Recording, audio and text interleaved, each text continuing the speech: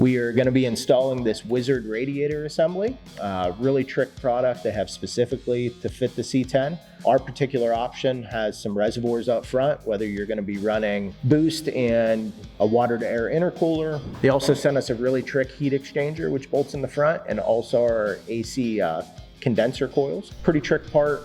Everything works well as a package. We're going to throw it in there.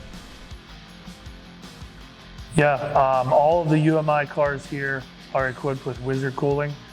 For the abuse with the street cars and the race cars that we put it through, cooling is really the last thing we have to worry about. I mean, these things just work.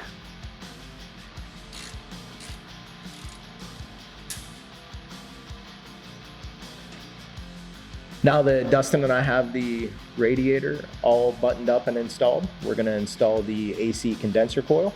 And right in front of that, they have great supplied bracketry. We're going to install the Heat exchanger.